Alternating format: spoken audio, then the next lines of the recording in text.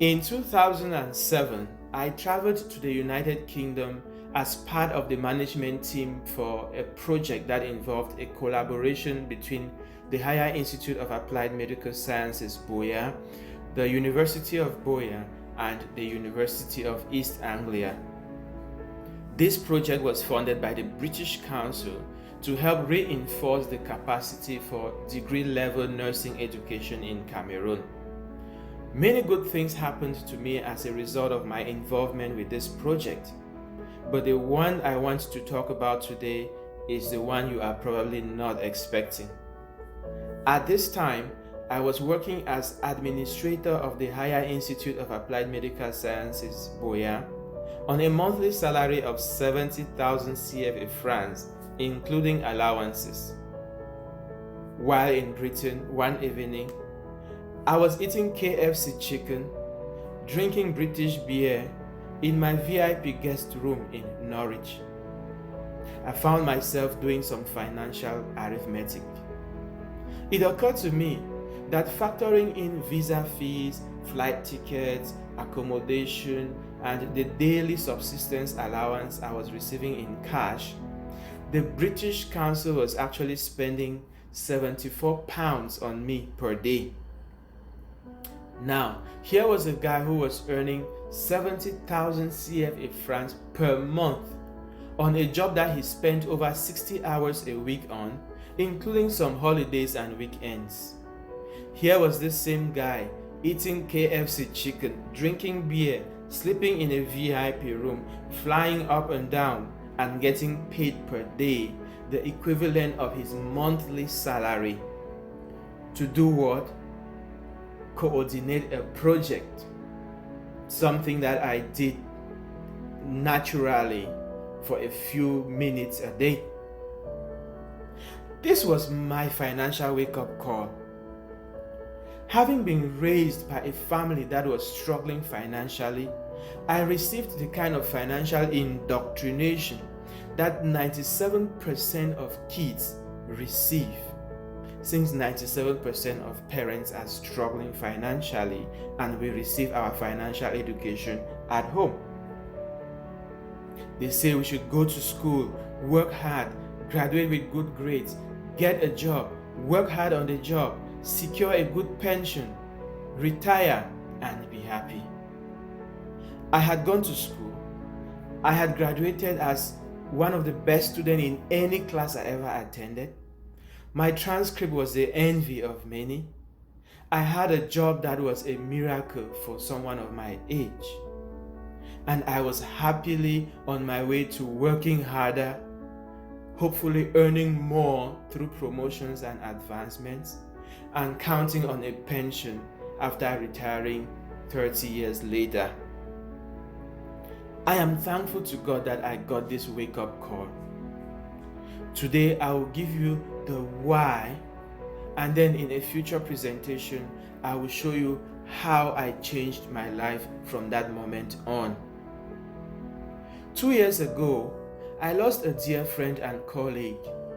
He was the backbone of one of the institutions I used to work in Bamenda. From what I heard, he had suffered a cardiac arrest and died on his way from a mission in the far north region of Cameroon. That was a journey which delegations of other institutions made by plane, but this selfless and workaholic man made that journey by road because, of course, to our institution, an air ticket was a luxury. He arrived in the morning, finished the meeting, and took off by night. A round-trip journey on precarious roads for several days with no rest. And the worst part is that before leaving, he had complained that he was not feeling well, but the boss had asked him to go and take care of his assignment before returning and going to the hospital. The ultimate demise of this man was a life wasted in the estate of someone else who was getting rich at the expense of his life force and that of hundreds of others that are being treated like mere machines. I will never forget the day I challenged a former boss of mine in a meeting about giving more priority and consideration to the welfare and growth of staff. And this boss retorted in these words: "I value my computers more than staff because I know that any of you can leave at any time, but my equipment will never leave." My late colleague's wife is now widowed and impoverished. His kids are now orphaned and with a bleak future. But his institution will hire someone else to sit in that office even before his body gets cold.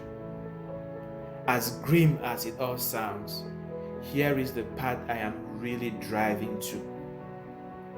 The typical private company in Cameroon deducts social insurance contributions from the meager salaries of workers, but the typical private sector employee in Cameroon does not have a social security number or a social insurance number. How does this happen?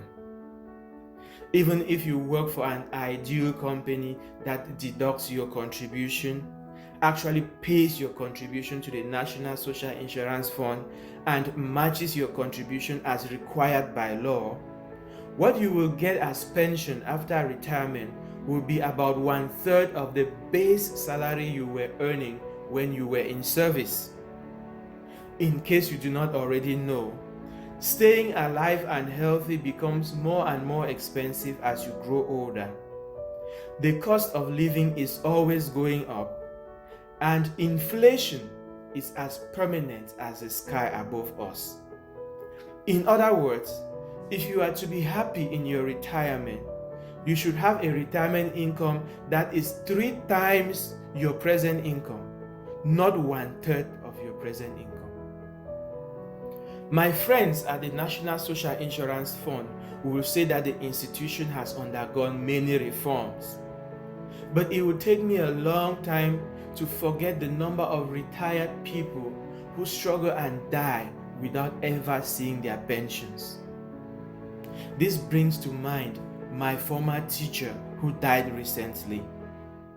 After 30 years of selfless service in the Catholic education system, this man died without even knowing how much pension he was entitled to. I am reliably informed that although he had been in retirement for a while, he did not as much as have the required documents that are needed from his employer to process his claims. If the church is this inefficient and inhumane, who do you expect greedy private employers to go and confess to? It is not easy for government workers either. The process of following up your pension is as tedious as the process of writing recruitment exams, getting those jobs, and following up your salary. My personal observation is that for people whose sole source of retirement income is pension, post-retirement life expectancy is very short. Firstly, they get stressed by the process of getting the pension in the first place. Secondly, they become shocked when they collect the check and see how little and hopeless it is. Thirdly, they give up when they look at the prospects of living for 20 more years on 1/3 of what they are used to living on, at a time when they need more money instead of less money. This giving up manifests as chronic diseases and death. Here then is today's lesson. Whatever it is that you are doing as a job or business, know that you are supposed to have 2 money buckets: the income bucket and the wealth bucket. The income bucket is what you live on now. It is what you make in the form of salaries, sales, and other revenue. The wealth bucket is what you sow into credible investment vehicles that will generate wealth and security for you in the future. Wealth is what you keep and grow. Your life will be significantly changed if you get it into your thick skull that, be it the church, the government, or the private employers, there is no one who is out there with the interest of prospering you.